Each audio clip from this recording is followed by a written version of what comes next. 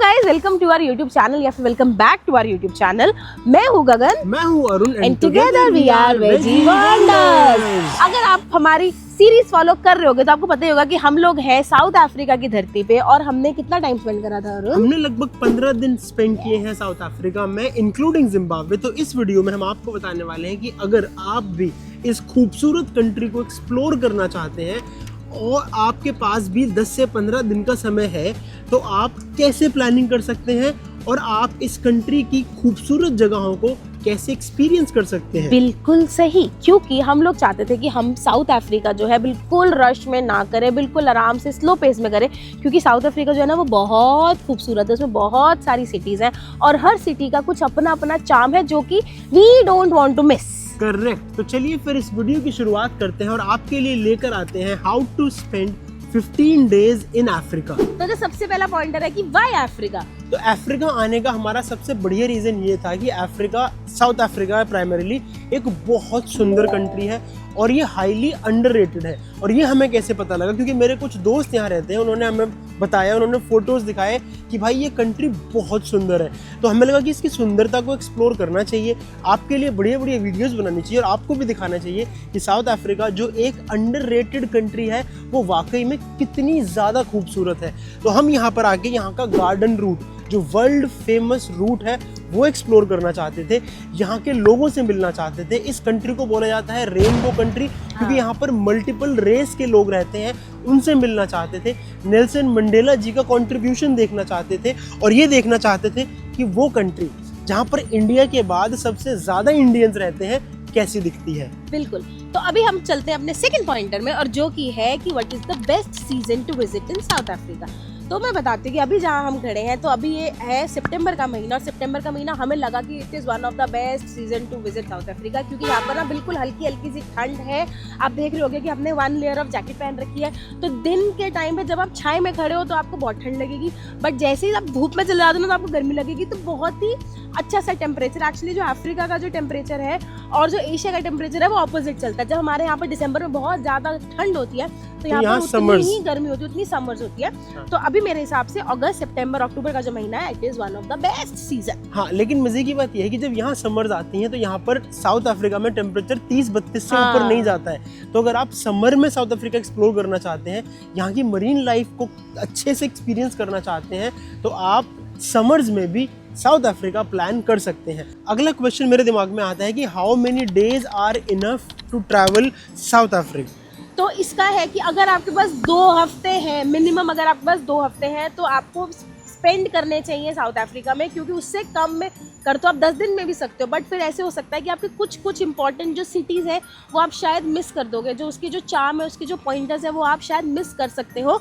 तो मेरे हिसाब से 12 से 15 दिन अगर आपके पास हैं तो आप आराम से south Africa along with Zimbabwe का वो विक्टोरिया फॉल्स वो भी आराम से कवर कर सकते हो।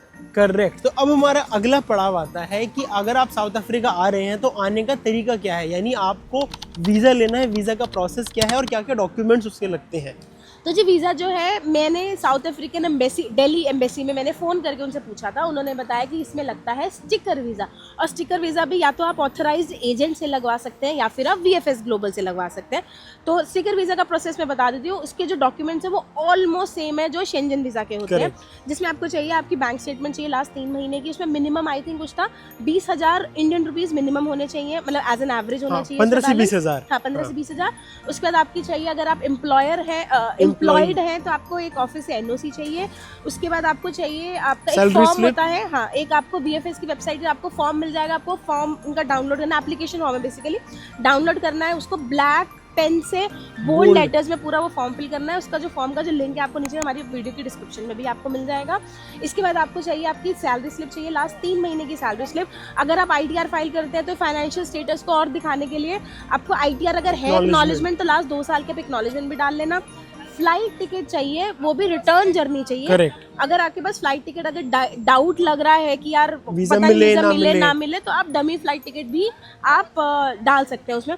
जितना भी, अगर आप 14 दिन का अपना ट्रैवल कर रहे हैं तो 14 दिन की आपकी सारी होटल की रिजर्वेशन कंफर्म बुकिंग भी होनी चाहिए, जो आप अगोड़ा या booking.com से बुक करवा सकते हैं। और एक सबसे इम्पोर्टेंट डॉक्यूमेंट आपका cover letter, South African embassy जब आपका ट्रैवल वीज़ा इशू करती है तो वो आपके कवर लेटर को ही बेस मानती है। तो आपका जो कवर लेटर वो स्ट्रॉन्ग होना चाहिए। हमने आपके लिए एक टेम्पलेटाइज्ड वर्जन ऑफ कवर लेटर बना दिया है। यहाँ उसका QR कोड आ रहा होगा और हमारी वेबसाइट का लिंक आपको हमारे डिस्क्रिप्शन में मिल जाएगा। आप वहाँ से जाके उसको डाउनलोड कर सकते हैं और यूज़ कर सकते हैं। कवर लेटर के अलावा एक और इम्पॉर्टेंट डॉक्यूमेंट है अरुण, जो कि है ट्रैवल आइटनरी। जो आप 14 दिन का अपना आइटनरी जो बना रहे हैं उसकी डे वाइज आइटनरी भी चाहिए। जितना ही कवर लेटर इंपॉर्टेंट है उतनी ही इंपॉर्टेंट आपकी आइटनरी भी है, क्योंकि वो प्रॉपर चेक करते हैं कि बंदा डे 1 पे क्या कर रहा है और डे 7 पे क्या कर रहा है। तो आइटनरी का भी आपको लिंक दिख जाएगा, अगर आपको डाउनलोड करना हो तो आप आराम से डाउनलोड कर सकते हैं। इसके अलावा अगर आप एज अ फैमिली ट्रैवल कर रहे हैं, मतलब as a husband and wife, अगर आप अपनी एप्लीकेशन फॉर्म सबमिट कर रहे हैं तो आपको चाहिए मैरिज सर्टिफिकेट भी। अगर आपके पास ऑथराइज वाला मैरिज सर्टिफिकेट नहीं है तो आपको नोटराइज्ड वाला जो होता है एफिडेविट वो आपको लगाना पड़ेगा। हमारे केस में क्या था, हमने अलग अलग अपना वीज़ा लगाया था। अरुण ने एज एन इंडिविजुअल लगाया था, मैंने एज एन इंडिविजुअल लगाया था। इसलिए हमारे केस में हमें मैरिज सर्टिफिकेट डालने की जरूरत नहीं पड़ी, क्योंकि हमारे पास है ही नहीं मैरिज सर्टिफिकेट। मजे की बात तो यही है। हाँ। तो ये कुछ डॉक्यूमेंट्स और फोटोग्राफ्स, मैं ये बोल के दो फोटोग्राफ आपको चाहिए होती हैं। तो ये कुछ डॉक्यूमेंट्स हैं जो मैं इनको लिख के ना, लिस्ट आपकी स्क्रीन पे भी आ रही होगी, आप इसका स्क्रीनशॉट लेके रख सकते हैं। तो आप इसको बाद में भी इस्तेमाल कर सकते हैं। हमने वीडियो बनाई है। हाँ, नहीं तो हमने वीज़ा की डिटेल में वीडियो बनाई है। जब गगन इंडिया से साउथ अफ्रीका ट्रैवल कर रही थी, सोलो ट्रैवल कर रही थी, तो उसने अपने एक्सपीरियंस के साथ साथ वीज़ा का भी पूरा एक्सप्लेनेशन दिया है। तो आप यहाँ लिंक आ रहा होगा, जाके उस वीडियो को देख सकते हैं और अपनी वीज़ा एप्लीकेशन फॉर्म लगा सकते हैं। ठीक है जी, अब हम अगले चलते हैं सेगमेंट की तरफ। SIM and forex. करेक्ट। तो जब नहीं, उससे पहले फ्लाइट। हाँ, तो मैं फ्लाइट का बता देती हूँ। इंडिया से कोई डायरेक्ट फ्लाइट जो है वो नहीं चलती है आपकी साउथ अफ्रीका के लिए। तो आपको क्या करना पड़ेगा, आपको फ्लाइट जो है 3 बेसिकली आपके कंट्रीज हैं, रूट हैं जो आपको फ्लाइट चेंज करनी पड़ेगी। एक तो इथोपियन एयरलाइंस, एक चलती है कतर एयरलाइंस और तीसरी चलती है आपकी एमिरेट्स। तो एमिरेट्स जो है वो ऑफकोर्स आपका UAE में शारजा या अबू धाबी में आपका हॉल्ट होता है, कतर में आपका दोहा में हॉल्ट होता है, इथोपियन एयरलाइंस में इथोपिया में हॉल्ट होता है। तो हम दोनों ने ली थी इथोपियन एयरलाइंस ली थी।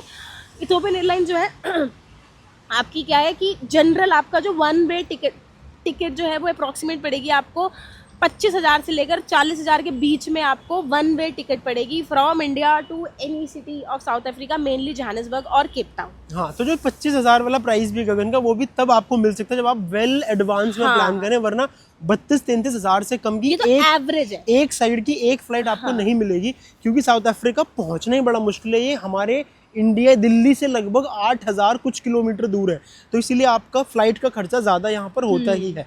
उसके अलावा हम बात करते हैं कि जब आप यहाँ पर लैंड कर गए हो तो आपको सिम कार्ड और फॉरेक्स कैसे मैनेज करना है। यहाँ पर साउथ अफ्रीका की जो पॉजिटिव बात हमें लगी कि आपको कैश पर रिलायंस बहुत ज़्यादा नहीं करना है। हर जगह कार्ड चलता है और कुछ जगह तो ऐसी है जहाँ कैश लेते ही नहीं है। तो आपके पास एक ट्रैवल कार्ड ज़रूर होना चाहिए। आप जैसे स्केप या नियो ग्लोबल या जैसे इस बार हमने एक्सिस बैंक का EXS कार्ड यूज़ किया था, तो आप कोई अच्छा ट्रैवल कार्ड ले सकते हैं। उसमें करेंसी लोड करें ज़ार और आप आराम से यहाँ ट्रैवल करने आ जाए। दूसरा, थोड़ा सा कैश अपने पास रखना। फॉर एग्जांपल $200-300 ले आना, US डॉलर, उनको यहाँ पर आके रैंड में कन्वर्ट करा लेना। रैंड में कन्वर्ट कहाँ कराओगे आप? एयरपोर्ट पे ही कन्वर्ट करा लेना, अगर आपका सर्विस भी ज़्यादा ना ले तो।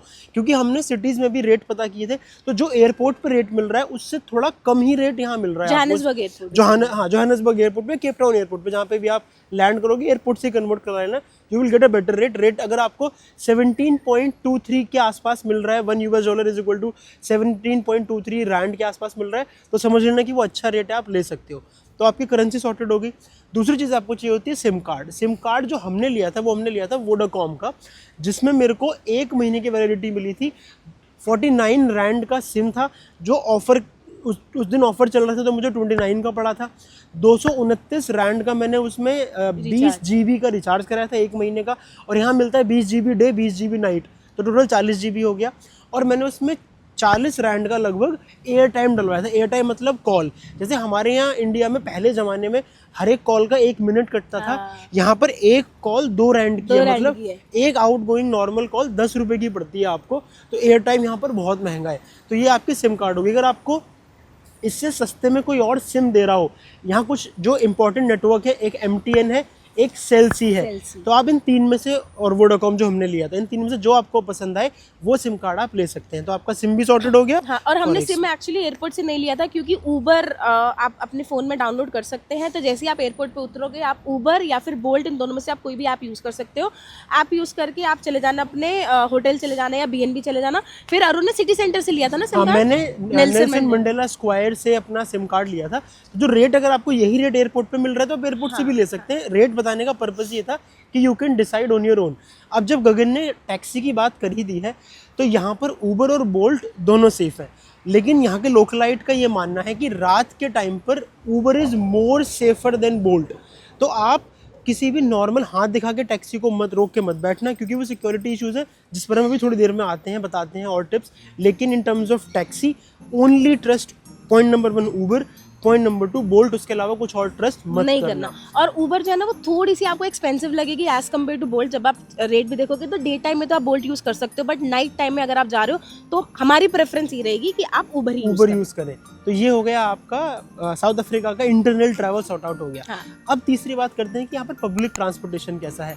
तो जोहानिसबर्ग में पब्लिक ट्रांसपोर्टेशन उतना स्ट्रॉन्ग नहीं है। पब्लिक ट्रांसपोर्ट के नाम पर इनकी सिर्फ एक ट्रेन, जिसे बोलते हैं खाउ ट्रेन, जो हाई स्पीड ट्रेन है, पर वो बहुत एक्सपेंसिव है। अगर आपको एक्सपीरियंस लेने के लिए एयरपोर्ट से अपने सिटी सेंटर तक खाउ ट्रेन में आने, तो आप आ सकते हैं। That is very just like metro, right? It just like metro but faster and expensive than our daily metro. हाँ, हम नहीं बैठ, मैं तो नहीं बैठी। मैं भी नहीं बैठा। वो एक्सपेंसिव इतनी थी, एयरपोर्ट पहुंचने का 240 रैंड एक साइड का टिकट था। और ऑन एन एवरेज ऊबर का 240। हाँ, तो बस फिर तो अपनी कैब में कर लो। If you are running short of time तो Gautrain, if you have time तो कैब में आराम से राजा बाबू की तरह बैठ कर जाना। तो ये पब्लिक ट्रांसपोर्टेशन यहाँ उतना स्ट्रॉन्ग नहीं है। आपको या तो कैब पर रिलायंस करना पड़ेगा या फिर आपको अपनी खुद की सेल्फ ड्रिवन कार लेनी पड़ेगी। जब हम सेल्फ ड्रिवन कार तक आ ही गए हैं तो माते बता दे। ठीक है, तो अभी मैं बताती हूँ आपको कि हमने सेल्फ ड्रिवन कार अपनी ली। जोहानिसबर्ग में हमने नहीं ली थी, हमने ली थी पोर्ट एलिजाबेथ से, क्योंकि पोर्ट एलिजाबेथ से मेरे को गाड़ी लेनी थी और मेरे को ड्रॉप करना था केप टाउन में, क्योंकि हमारी जो एग्जिट है वो है मतलब मेरी exit is from Cape Town. तो ये पूरी जो बेल्ट मैं आपको बता रही हूँ ना, from port Elizabeth two Cape Town, ये बहुत ही सुंदर बेल्ट है, जिसके अंदर आपका गार्डन रूट भी आता है। पूरा फेच गार्डन रूट नहीं है, बट बीच में कुछ कनेक्टिविटी गार्डन रूट की है। और क्या ही अमेजिंग ड्राइव है यहाँ पर।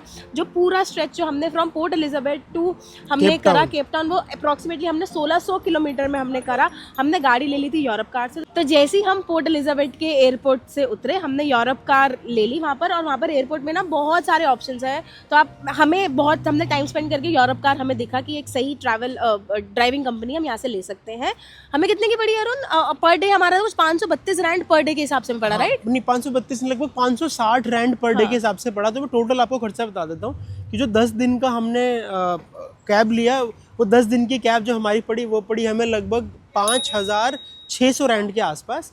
और उसमें 3000 रैंड जो हमने सिक्योरिटी डिपॉजिट दिया था। इसमें हमने इंश्योरेंस भी लिया था, जिसमें हमारा विंडशील्ड कवर था, टायर कवर थे, और माइनर डैमेजेस, स्क्रैचेस, वो बहुत इंपॉर्टेंट है, थेफ्ट और हाईजैकिंग, वो दोनों कवर्ड थे। अच्छा, हाईजैकिंग भी कवर्ड थी। हाईजैकिंग भी होती है यहाँ पे। अच्छा, बताएंगे। हाँ, तो ये हमारा सारा कवर्ड था इंश्योरेंस में। तो जब आप लोगे तो आप based on your driving skill आप इंश्योरेंस कितना कवर लेना है वो आप ले सकते हैं। और एक ना, मतलब यहाँ पे जब अफ्रीका में आप गाड़ी लेने का क्या एक बेनिफिट क्या है कि आप जैसे एक सिटी से जब आप गाड़ी ले रहे हो तो आपके पास फुल प्रिविलेज है कि आप दूसरी सिटी में उसको ड्रॉप कर सकते हो। हाँ, वो थोड़ा सा एक्स्ट्रा चार्जेस लेते हैं, आई थिंक 150-200 रैंड कुछ एक्स्ट्रा लेते हैं। वो सारा इंक्लूडेड था हमारा 5,500 रैंड में। तो वो आप आराम से, अगर मैं इंडियन रुपीज़ में कन्वर्ट करूँ, क्योंकि 1 रैंड की वैल्यू जो है which is equal to 5 Indian rupees है, तो हमारा अप्रॉक्सीमेटली 30-32 हज़ार रुपये में जो हमारी पूरा था पोर्ट एलिजाबेथ से लेकर केप टाउन का, वो सारा का सारा हमारा कवर हो गया थ्रू कार, जिसमें अभी पेट्रोल इंक्लूड नहीं करा है।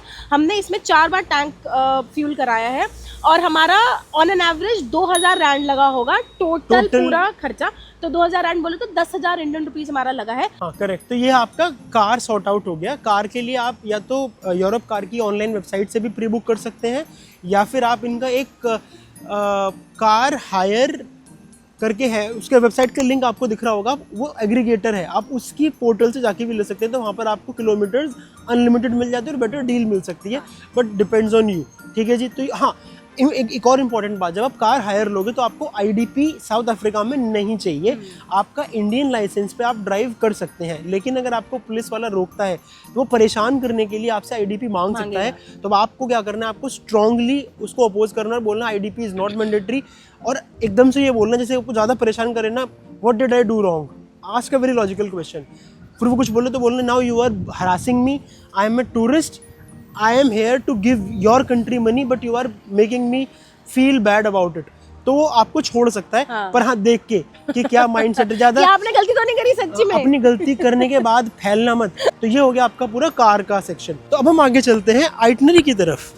तो आइटनरी एक्चुअली क्या है, हमने स्टार्ट करा था फ्रॉम जोहानिसबर्ग और हम एग्जिट कर रहे हैं केप टाउन से। तो मैं आइटनरी आपको बता देती हूँ। तो हमने स्पेंड करे थे 2 दिन इन जोहानिसबर्ग, जिसमें हमने दोनों दिन के ही मैंने डे ट्रिप लिया था, जिसमें पहला था हमारा सोवेतो ट्रिप लिया था मैंने। सोवेतो ट्रिप क्या है, बेसिकली एक स्लम एरिया है सोवेतो।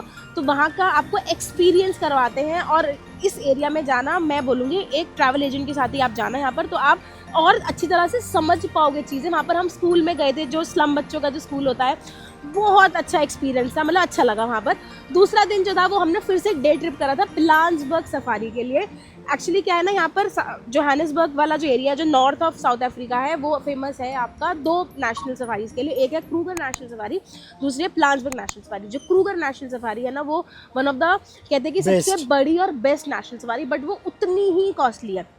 अगर आप 2 से 3 दिन का, अगर आप क्रूगर नेशनल सफारी में अगर आप अपना स्टे प्लस सफारी जो गेम ड्राइव्स वगैरह आप लोगे, तो अप्रॉक्सीमेटली आपका खर्चा आएगा 30 से 35 हज़ार पर डे का खर्चा आएगा आपका। ये मैं मिनिमम बता रही हूँ आपको। तो इसलिए हम नहीं चाहते थे कि हम इतना ज़्यादा अमाउंट स्पेंड करें क्रूगर में। बट अगर आपको क्रूगर सफारी लेनी है तो we know some travel agent, आप हमें बता देना, मैं आपको उनका नंबर शेयर कर दूंगी, आप डायरेक्टली उनसे बात कर सकते हैं, और अपने हिसाब से आपको 2 दिन स्पेंड करना है या 3 दिन स्पेंड करना है या 5 दिन स्पेंड करना है क्रूगर में, आप वो कर सकते हैं। हम क्रूगर नहीं गए थे बिकॉज टाइम एंड मनी, और इसलिए हम लोग गए थे पिलान्सबर्ग। तो पिलान्सबर्ग भी ऑलमोस्ट इक्विवेलेंट नेशनल सफारी होती है वहाँ पर, अगर क्योंकि पूरा जो आपका अफ्रीका है ना, that is famous for big 5। तो हमें 4 जो थे वो तो हमें नहीं 3 दिखे थे ना, हमें 4 दिख गए थे। टोटल मिला के 4 दिख गए। टोटल मिला के हमें 4 दिखे थे, बट हमें पिलान्सबर्ग में 3 दिखे थे। तो हमें 3 जो बिग 5 होते हैं वो हमें वहीं 3 आउट ऑफ 5 बिग 5 हमें वहीं पर ही दिख गए थे। और पिलान्सबर्ग में क्या था, डे ट्रिप था। तो वो सुबह गए हम 6 बजे, और रात को हम लोग 6 बजे के करीब 6-7 बजे के करीब वापस आ गए थे। तो it was a very nice trip. ये हमने एक ट्रैवल एजेंट से करी थी, अगर आपको नंबर चाहिए तो बता देना। फिर हम आ गए थे फ्लाइट पकड़ के from Johannesburg two port Elizabeth, और हमारी जो गाड़ी वाली जो जर्नी थी फ्रॉम पोर्ट एलिजाबेथ वो स्टार्ट हो गई थी। हम सबसे पहले पोर्ट एलिजाबेथ में गए थे आडू नेशनल पार्क। तो आडू national park was amazing national park. वहाँ पर हमें बफेलो मिला था, वहाँ पर हमें अफ्रीकन बफेलो देखा, हमने लायन देखा, ऑस्ट्रिच, ज़ीब्रा, बहुत टर्टल, एनिमल्स थे वहाँ पर, जंगली सुअर, क्या बोलते हैं उसको, भूल गई। तो बहुत सारे देखे थे। बट आडू नेशनल पार्क का एक पॉइंट क्या है कि वहाँ पर ना आप अपनी गाड़ी में भी जा सकते हो। तो हमने क्या किया था, पहली बार अपनी गाड़ी में हम लोग गए थे नेशनल सफारी करने। करेक्ट। तो वो एक्सपीरियंस मेरे लिए बहुत फैसिनेटिंग था कि मैं खुद एक नेशनल पार्क के अंदर जानवरों के बीच में अपनी गाड़ी ड्राइव कर रहा हूँ। मैं भी हाँ, गगन ने भी चलाई, मैंने तो थोड़ी सी चलाई थी, सारी तो उसने चलाई थी। तो वो बहुत अमेजिंग एक्सपीरियंस था। तो अब आडू नेशनल पार्क के लिए पूरा दिन निकाल के जाना, आपको मजा आने वाला है। उसके बाद हम कहाँ चले गए थे आगे? तो सबसे पहले हो गया हमारा पोर्ट एलिजाबेथ। उसके बाद हमने 3 दिन बिताए थे नाइसना करके एक एरिया है, बहुत ही सुंदर एरिया है। बट जब आप आओगे पोर्ट एलिजाबेथ से नाइसना की तरफ आओगे तो रास्ते में आएगा सीसीकामा नेशनल पार्क। तो अब सीसीकामा नेशनल पार्क होते हुए ही नाइसना आना। तो सीसीकामा नेशनल पार्क बहुत ही ज़्यादा सुंदर नेशनल पार्क है। वहाँ पर ना एक्चुअली सस्पेंशन ब्रिज काफ़ी फेमस है, बट हम लोग जब गए थे तब वहाँ पर रिपेयर चल रहा था सस्पेंशन ब्रिज का, तो हम वो वाली हाइक नहीं कर पाए। तो हमने दूसरी हाइक करी थी जो कि थी हिडन वाटरफॉल की एक हाइक थी। तो हमने वो वाली हाइक करी थी, वो थोड़ी सी डिफिकल्ट हाइक है। बट जो सस्पेंशन वाली हाइक है ना, वो बहुत ही इजी हाइक है। अगर आपको वो वाली ट्रेल लेनी है वो ले लेना, वाटरफॉल वाली लेनी है वाटरफॉल वाली लेना। बट आप 3 टोटल वहाँ पर हाइक ट्रेल बनी हुई है। तो मेरे हिसाब से आपको एक ही ट्रेल कर पाओगे क्योंकि टाइम उतना ही लग जाता है। तो आप नेशनल पार्क होते हुए आप नाइसना आओ। नाइसना में जैसे हमने बताया, हमने 3 दिन स्पेंड करे थे। एक दिन हो गया मेरा सीसीकामा, दूसरे दिन हम लोग चले गए थे रॉबर्ज, एक नेशनल रिजर्व करके है, वहाँ पर हाइक करने चले गए थे। भाई साहब, वहाँ की हाइक एज कम्पेयर टू सीसीकामा वाली हाइक बहुत बेटर थी, क्योंकि वो व्यूज क्या थे। मैडम, हाँ प्लीज, व्यूज उसके व्यूज बहुत सुंदर थे। और अगर आज मेरे से कोई पूछेगा ना कि सीसीकामा और उसमें से कौन सी करनी है, भाई मैं बोलूंगा कि रॉबर्ट्स केव करो। क्यों? रीजन क्या है उसका? क्योंकि वो सिर्फ 80 रैंड लगते हैं आपको, और सीसीकामा में उनसे हमने कितने 330 समथिंग 330 रैंड पर बंदा। भाई मतलब चलूँ भी मैं, हाइक भी मैं करूँ, थकूँ भी मैं, पैसा मैं तुम्हें दूँ। तो अगर आप सिसिकामा एज अ टच करना चाहना तो चले जाना, लेकिन अगर सिर्फ हाइकिंग का एक्सपीरियंस लेना है तो Roberts cave is better than Tsitsikamma. Yes, और रॉबर्ट्स केव वाला जो एरिया है ना वो आता है आपका प्लेटनबर्ग बे की साइड, आपका वो एरिया आता है। तो आप पहले हाइक करके आओ, फिर उसके बाद आप प्लेटनबर्ग बे अपनी गाड़ी लेकर चले जाओ। वहाँ पर कुछ 2-3 ब्लू फ्लैग बीचेस हैं, आप वहाँ वो वाले बीचेस जा सकते हो। हमने सारा इन डिटेल कवर करा अपने डे आइटनरीज में, हाँ। तो आप वहाँ पर बीचेस जा सकते हो। शाम के टाइम आप क्या जैसे सनसेट आप देखो अपना, फिर प्लेटनबर्ग से वापस आ जाओ आप अपने नाइसना वाले BNB में, या जो भी होटल है आपका वहाँ पर आप वापस आ सकते हैं, क्योंकि अप्रॉक्सीमेटली कुछ 30-35 मिनट का रास्ता है। तो आई से कि 6 बजे तक अपने BNB आप वापस आ जाओ। Correct. फिर था डे 3 की हमने जो थी स्टार्टिंग करी थी, एक है बेंटन ऑन द बे करके एक आपका सी है, बहुत ही प्यारी बीच था वो, हम वहाँ चले गए। Actually it was a recommendation from our host कि आप वो वाला कर लेना।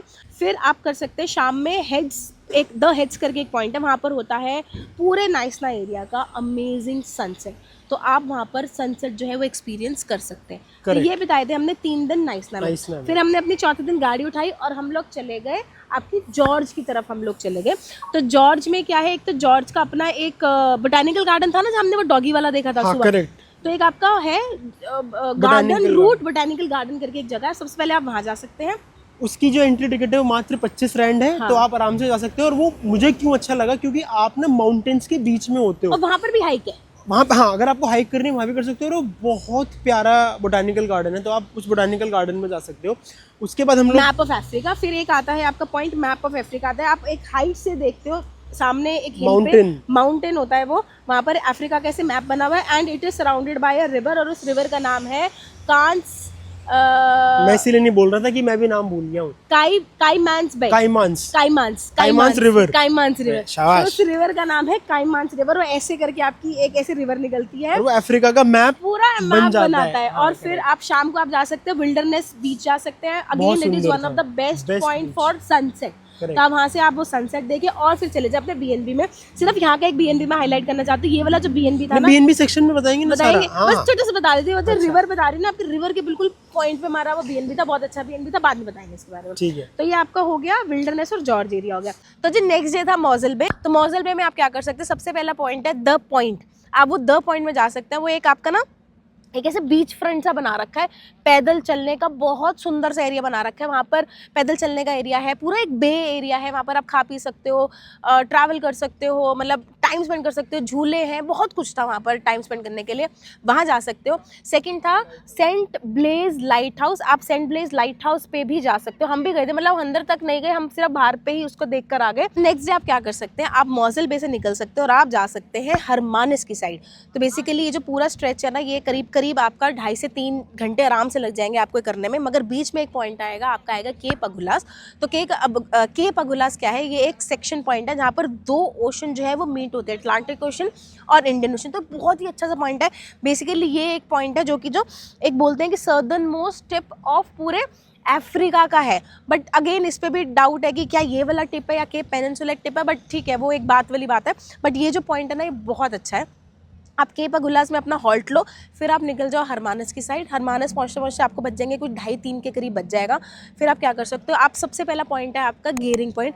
गेरिंग पॉइंट पर जाना आपको, वहाँ पर बहुत सारी आपको दिखेंगी वेल्स दिखेंगी, वहाँ पर आपको सील दिखेंगी। बस वहाँ पर अपना टाइम स्पेंड करना, आपको काफ़ी मज़ा आने वाला है। आई एम 100% श्योर आपको मज़ा आएगा। फिर उसके बाद आप क्या कर सकते हैं, वहाँ से फिर आप ग्रोटो बीच तक जा सकते हैं। ग्रोटो बीच में अपना सनसेट देख सकते हैं, टाइम स्पेंड करिए ग्रोटो बीच में। फिर आप you can just call a day at Hermanus. Next day आप क्या कर सकते हैं, आप जा सकते हैं गैंस बे। तो गैंस बे करके एक एरिया जो कि हरमानस से आपका कुछ करीब 40-45 किलोमीटर की दूरी पे है। वहाँ पर आप कर सकते हैं शार्क केज डाइविंग कर सकते हैं, या फिर वेल वॉचिंग भी कर सकते हैं। हमने शार्क केज डाइविंग करी थी, हमने वेल वॉचिंग नहीं करी थी।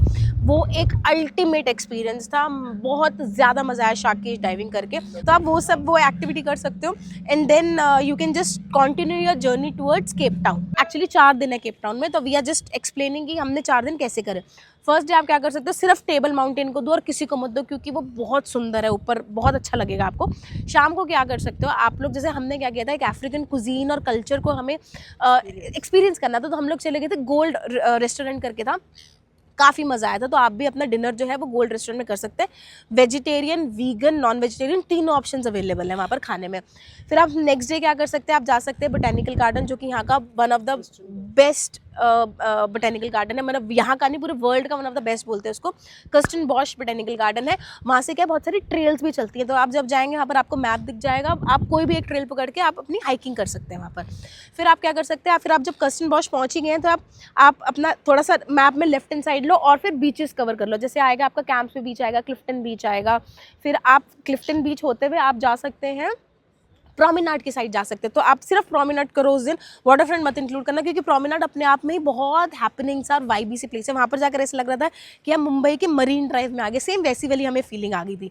ठीक है, आपने वो प्रोमेनाड करा, फिर डिनर आपको बाहर करना। हम लोग उस सेकंड डे भी डिनर बाहर करने चले गए थे, स्पाइस्ड में चले गए थे। Again it was a African restaurant, वैसे ही थीम वाला ही था मगर थोड़ा मॉडर्न अफ्रीकन था। वहाँ पर जैज़ वगैरह ये सारी चीज़ें हो रही थी, तो काफ़ी अच्छा था। अगेन इसमें वीगन, वेजिटेरियन, नॉन वेजिटेरियन तीनों ऑप्शन अवेलेबल है।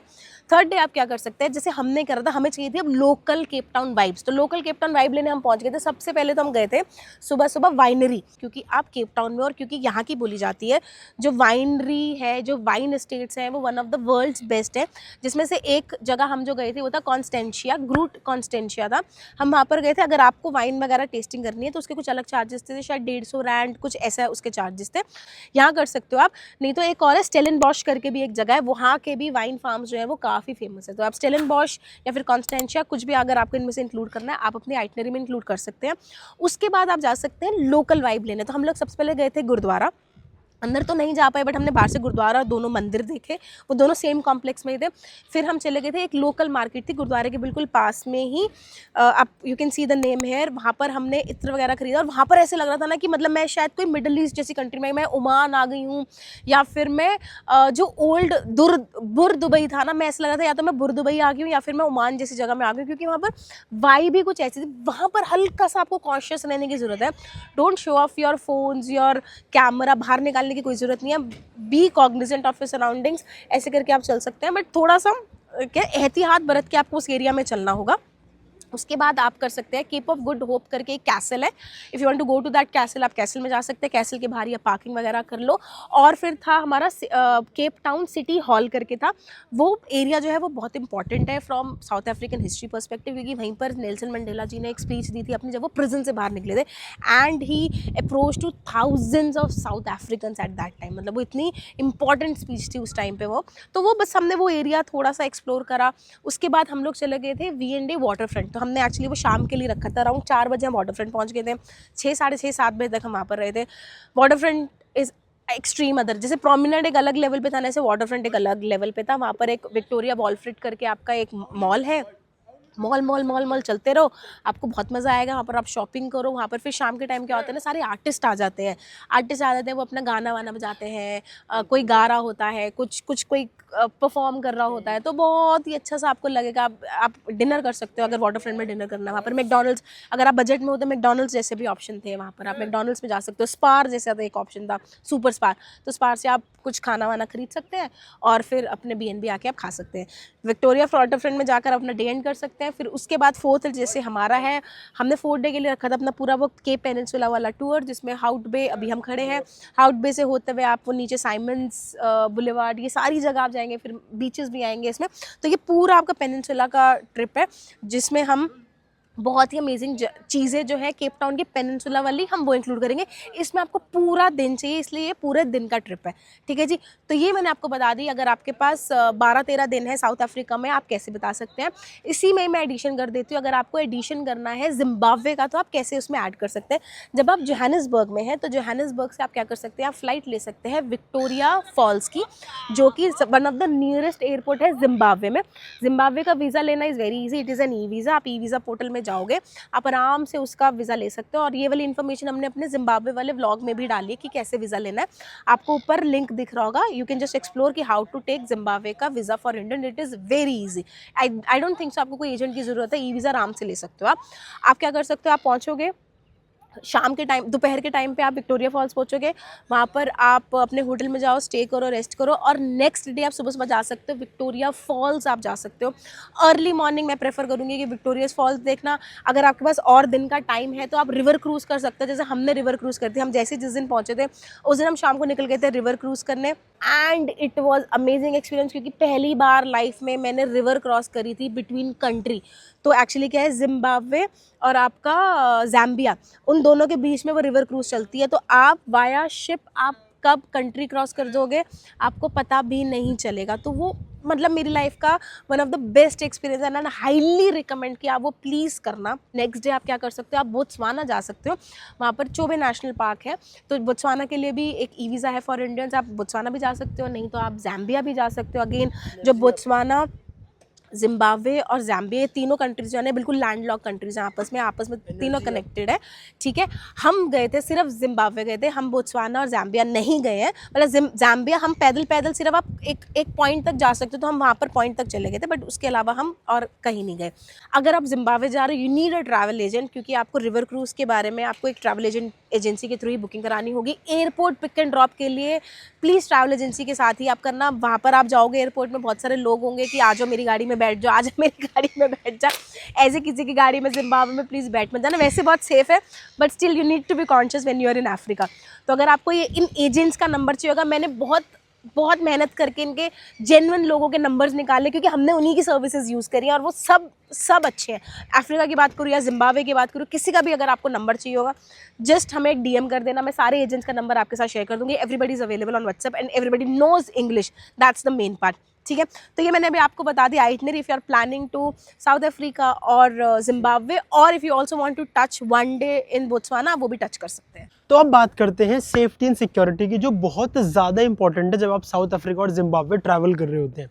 तो साउथ अफ्रीका में सेफ्टी सिक्योरिटी के लिए लेट्स स्टार्ट विद जोहानिसबर्ग में कुछ एरिया है, फॉर एग्जांपल CBD, तो वहाँ पर अपनी अकोमोडेशन या घूमने का प्लान मत करना। अगर घूमने जाते भी हो तो किसी टूर ऑपरेटर के साथ या किसी की सर्वेलेंस में जाना, खुद से अकेले मत जाना, it's not a safe area. दूसरी इंपॉर्टेंट चीज़ कि सनसेट होने से पहले आप जहाँ भी हो अपने घर पहुँचने की कोशिश करो। अगर आपको सनसेट के दौरान किसी सुनसान रास्ते से निकल के जाना है तो बिल्कुल अवॉइड करना। लेकिन अगर आप जोहानिसबर्ग के किसी क्लब में हैं या आपको पता है आपकी सराउंडिंग्स का, आप वहाँ 1-2 दिन रुक चुके हैं, तो आप अपने अकॉर्डिंग ऊबर कर सकते हैं, लेट नाइट में वापस आ सकते हैं, उसमें कोई दिक्कत नहीं होगी। तीसरा, किसी से हेल्प मत मांगना जिसको आप नहीं जानते, क्योंकि हेल्प के नाम पर लोग आपको ठग सकते हैं। ऐसे लोकल इलाके में मत जाना जहाँ पर आपको आइडिया ही नहीं है उस लोकेलिटी का, वहाँ पर आपके साथ कुछ भी हो सकता है। अगर कोई रोड पे खड़ा होकर आपसे लिफ्ट मांग रहा है, उसको लिफ्ट मत देना, किसी से लिफ्ट मत लेना। ओनली ट्रस्ट ऊबर, बोल्ट या फिर जिसको आप किसी को जानते हैं। तो ये कुछ चीज़ें हैं जोहानिसबर्ग के पॉइंट ऑफ व्यू से। केप टाउन के पॉइंट ऑफ व्यू से अगर आप बात करें तो यहाँ पर आपके लिए safety security is not that a concerning area, लेकिन यहाँ पर भी जो हमारा गाइड है वो बोल रहा है कि केसेस होते हैं, यहाँ पर भी प्रॉब्लम्स होती हैं। तो यहाँ पर भी कोशिश करो कि आप 6 बजे 6:30 बजे तक अपने BNB के आसपास या अपने स्टे के आसपास या फिर उस एरिया में जिसको आप अच्छे से समझते हो वहाँ तक पहुँच जाओ। Cape Town is ratherly more famous कि यहाँ पर गैंग्स बहुत हैं, तो गैंग वॉर होती है। अगर आप किसी गैंग के हत्थे लग गए तो काम खराब हो सकता है, लेकिन ऐसा बहुत रेयरली है कि यहाँ होगा। केप टाउन में हमारे गाइड ने भी बताया, जो आज हमारे को ट्रैवल करा रहे हैं, उन्होंने ये बताया कि यहाँ पर ना सरकार बहुत विजिलेंट है टूरिस्ट को लेकर। अगर किसी ने ट्रैवलर या टूरिस्ट के साथ कुछ गलत कर दिया तो सरकार उसकी ऐसी कम तैसी कर देती है। तो इस बात के चलते यहाँ पर टूरिस्ट रिलेटिवली सेफ है in comparison to other part of South Africa. जैसे हम कल केप टाउन सिटी सेंटर में घूम रहे थे, जो सिटी सेंटर हॉल था जहाँ पर हमने आपको नेल्सन मंडेला जी के स्टैचू दिखाया था, जहाँ पर उन्होंने स्पीच दी थी, उस एरिया में पर्सनली मुझे सेफ फील नहीं हो रहा था। जब मैं वीडियो भी बना रहा था तो मैं अंदर से ना वो एक डरने वाली फील होती है ना, वो मुझे आ रही थी। सिमिलरली जब हम एक मार्केट गए थे, जो लोकल मार्केट जहाँ से हमने परफ्यूम खरीदे थे, वहाँ पर भी हमने अपना फ़ोन बहुत गाड़ी में बैठ के निकाला, या जब मैंने निकाला तो गगन मेरे को चारों तरफ से सर्वेलेंस दे रही थी कि कोई रन करता हो हमारी तरफ आ तो नहीं रहा है। तो कुछ एरियाज़ हैं जहाँ पर आपको सेफ्टी सिक्योरिटी के इश्यूज़ हो सकते हैं, लेकिन बाकी एक्सपीरियंस वाइज हमें ऐसा सच कोई प्रॉब्लम नहीं आई। तो जब भी आप यहाँ पर आओ, जैसे मैं आपको एक और चीज़ बताना चाहता हूँ कि हमेशा ना आपसे एक बंदा बोलेगा be vigilant of your surroundings. तो जब मैं शुरू में आया तो मेरे को ऐसा लगा कि यार जब मुझे पता है कि यहाँ पे प्रॉब्लम है तो मैं जाऊँगा ही नहीं। What do you mean by vigilant of surrounding? तो इसका मतलब ये है कि दिल्ली में अगर कोई फॉरेनर आएगा तो हम उसको ये बोलेंगे, हम नहीं बोलेंगे ना कि रात को 8 या 9 बजे के आसपास तू अकेला घूम, या 10 बजे के बाद तू गलियों में जाके घूम, हम नहीं बोलेंगे। हम किसी को सीलमपुर, सीमापुरी इन एरिया में रात को जाने से मना करेंगे। यही मतलब है यहाँ विजिलेंट होने का, कि आप अननोन एरियाज में नहीं जाएंगे। दूसरा, आप अपने आईफोन, ज्वेलरी, कैमराज ये शो ऑफ नहीं करेंगे, ये विजिलेंट है। तीसरा, आप दाएं बाएं देखते हुए चलेंगे, कोई आपको अप्रोच नहीं कर रहा, कोई आपका पीछा नहीं कर रहा। अगर आप खुद की गाड़ी चला रहे हैं तो बस आपको मिरर में देखना कि कोई आपको चेज तो नहीं कर रहा है, 2-3 गाड़ी इकट्ठी तो नहीं आ रही, चेज तो नहीं कर रही। अगर कुछ ऐसा दिखता है तो आपको तुरंत किसी सेफ जोन में जाना, फॉर एग्जाम्पल पेट्रोल स्टेशन। तीसरा, अगर कोई आपके विंड स्क्रीन पर अंडा मार देता है, वाइपर नहीं चलाना है, ऐसा जनरली हो जाता है, ये कहीं भी हो सकता है, दिल्ली में भी हो सकता है, यहाँ भी हो सकता है।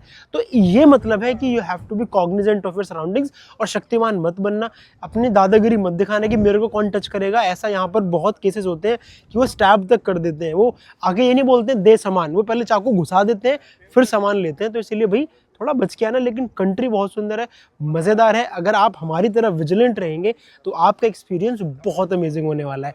अब हम चलते हैं हमारा अगला सेगमेंट, जो कि उतना ही इंपॉर्टेंट है और जो हमारा बहुत फेवरेट है, जो कि है फूड। तो फूड के मामले में साउथ अफ्रीका बिल्कुल भी प्रॉब्लमेटिक नहीं है अगर आप नॉन वेजिटेरियन हैं। तो अगर आप वेजिटेरियन हैं तो भी प्रॉब्लमेटिक नहीं है, तो आपको खाना एम्पल अमाउंट में मिल जाएगा। लेकिन इससे पहले मैं आपको साउथ अफ्रीकन डिशेस बताऊं, उससे पहले मैं आपको एक इंपॉर्टेंट टिप देना चाहता हूं कि हम अपना बजट कंट्रोल में कैसे लाते हैं। तो हम क्या करते हैं, हम कुछ पैक्ड फूड लेके आते हैं अपना पेट भरने के लिए, और यहाँ का फूड एक्सपीरियंस करने के लिए हम कुछ कुछ चुनिंदा डिशेस ट्राई करते हैं, जिससे हमारा एक्सपीरियंस भी हो जाता है और हमारी कॉस्ट भी कंट्रोल में आती है और हम इंडियन फूड मिस नहीं करते। फॉर एग्जाम्पल, इस बार हमने एक नई चीज़ ट्राई करी जो थी शेफ एक्सप्रेस बाय सरोज। ये है इंदौरी पोहा, और मैं सच बता रहा हूँ, पिछले कई सालों जब भी ट्रैवल कर रहे हैं हम MTR का पोहा ट्राई कर रहे थे। मैं डिमीन नहीं कर रहा हूँ MTR को, लेकिन मैं आपको कंपैरिजन बता रहा हूँ कि MTR के टेस्ट से मुझे इस इंदौरी पोहा जो chef express bye Saroj ji का था वो बहुत बढ़िया लगा, 10 गुना ज़्यादा बढ़िया। तो जैसे जैसे हम भी ट्रैवल कर रहे हैं, एक्सप्लोर कर रहे हैं, हम भी नई नई चीज़ों को पकड़ते जा रहे हैं, ढूंढते जा रहे हैं, अपनी बकेट लिस्ट में, अपनी ट्रैवल किट में ऐड करते जा रहे हैं और आपके साथ शेयर भी करते जा रहे हैं।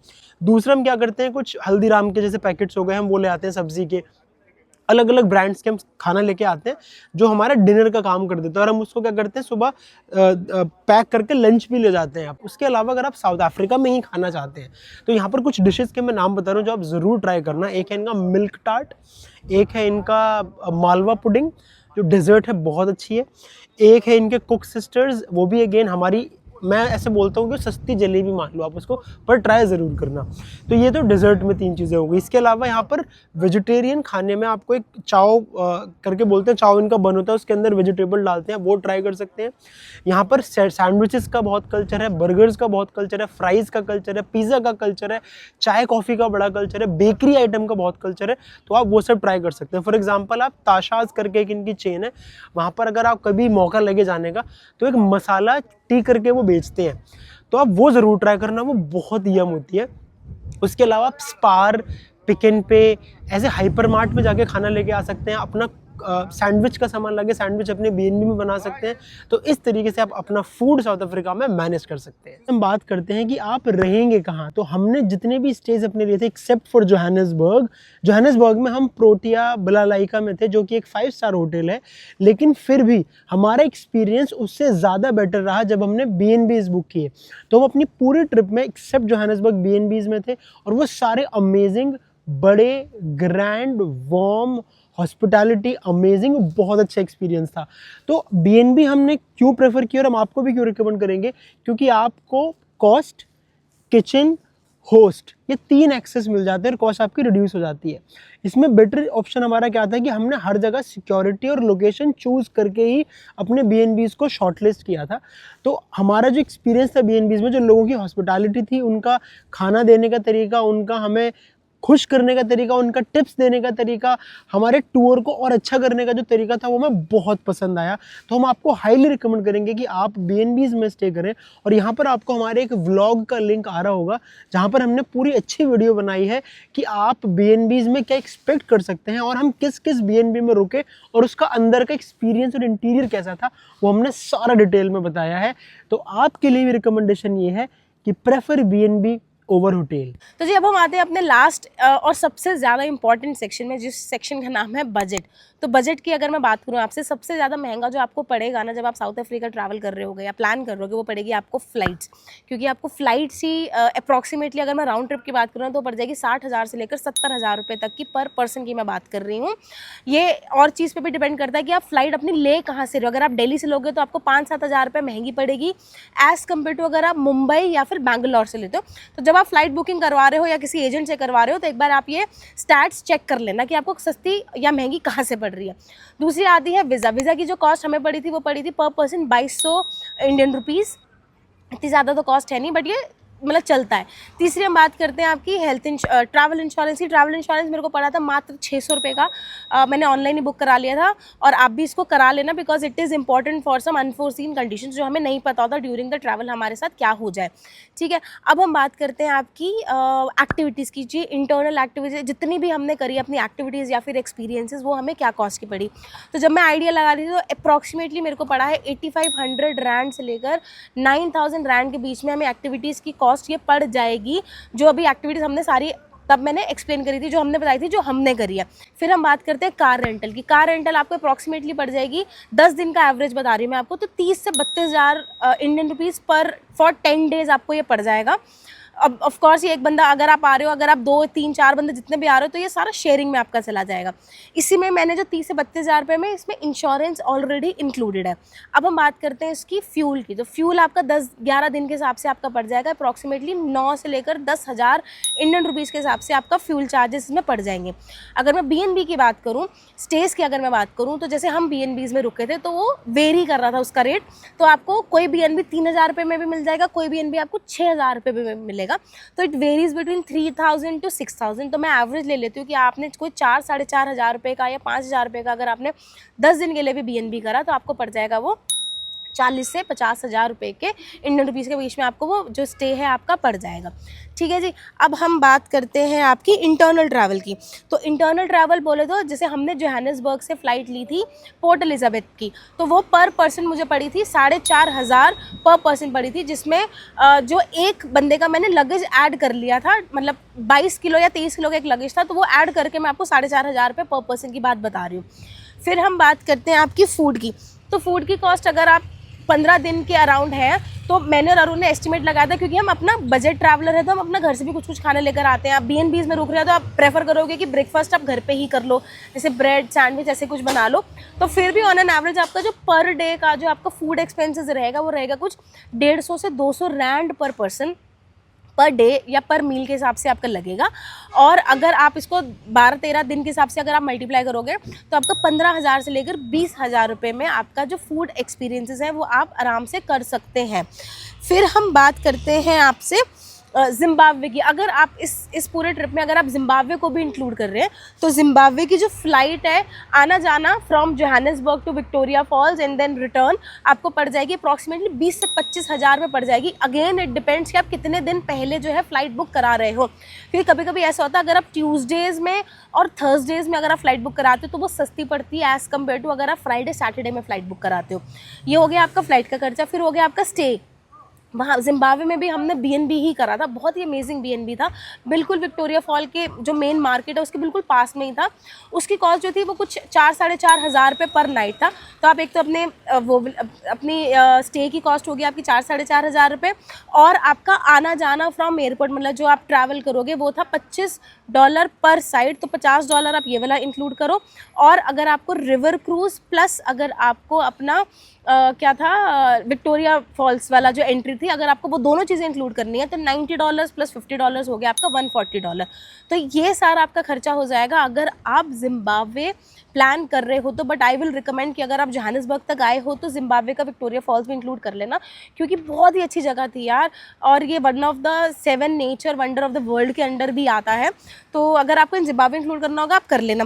तो आई थिंक मैंने सारा आपको जो बजट है वो सारी आपको चीज़ें मैंने बता दी हैं। तो अगर आप इसका पूरा सम अगर आप करोगे तो ऑन एन एवरेज बन जाएगा ये करीब 2.25 लाख से लेकर 260-270 के बीच में आपका पड़ जाएगा पर पर्सन ये। बट जैसे गाड़ी होगी, जैसे वो पर पर्सन नहीं रहेगी, वो शेयरिंग पे रहेगी, फ्यूल रहेगा वो शेयरिंग पे रहेगा, BNB रहेगा वो शेयरिंग पे रहेगा। तो उसके हिसाब से अगर आप 2 बंदे आ रहे हो तो ये आपका करीब करीब कहीं 4 लाख के करीब आपका ये पड़ सकता है। अगेन इट ऑल डिपेंड्स कि कहते हैं ना कि जितना गुड़ डालोगे उतना शहद मीठा, जितने एक्सपीरियंसेस ऐड करते जाओगे उतना आपका जो है जो ट्रिप है, जो आपकी ओवरऑल जो साउथ अफ्रीका का और प्लस जिम्बाब्वे का जो एक्सपीरियंस है वो उतना ही इन्हांस होता रहेगा। तो ये था हमारा how to spend 2 weeks in South Africa and Zimbabwe. तो हमारा अफ्रीका का ट्रैवल एक्सपीरियंस बहुत अमेजिंग था, सेल्फ ड्राइविंग एक्सपीरियंस बहुत अमेजिंग था, और ड्राइव करते हुए कुछ चीज़ें जो मेरी ऑब्जर्वेशन में आई वो ये थी कि लोग यहाँ पर लेन अच्छे से फॉलो करते हैं, पेंट करके रोड पे ही इन्होंने पूरा ट्रैफिक मैनेज कर लिया है। और यहाँ पर अगर आपको कोई ओवरटेक करके जाता है तो वो आपको डिपर मारकर थैंक यू बोलता है या पार्किंग लाइट ऑन करके थैंक यू भी बोलता है। तो ये पूरा एक्सपीरियंस है हमारा साउथ अफ्रीका का। बहुत प्यारी कंट्री है, बहुत अंडररेटेड है in terms of its beauty, क्योंकि ये कंट्री बहुत ज़्यादा सुंदर है, बहुत ज़्यादा अच्छा खाना है, लोग बहुत अच्छे हैं। हाँ बस इनका थोड़ा सा सिक्योरिटी का इशू, अगर ये वो ठीक कर लें तो ये यूरोप से भी आगे निकल जाएंगे, उसके भी माँ बाप बन जाएंगे। On that note this is veggie wonder signing of. अगर आपके मन में अभी भी कोई क्वेश्चन रह गया हो तो आप कमेंट कर देना, और अगर आपको कोई इन्फॉर्मेशन चाहिए हो तो इंस्टाग्राम पर @veggie DM कर देना और हम आपकी सेवा में तत्पर हाजिर हो जाएंगे दोस्त। ठीक है जी, फिर आपसे मिलते हैं अगली कहानी में। तब तक के लिए subscribe to our channel. This is veggie wonder signing off, and to all the veggies keep wondering.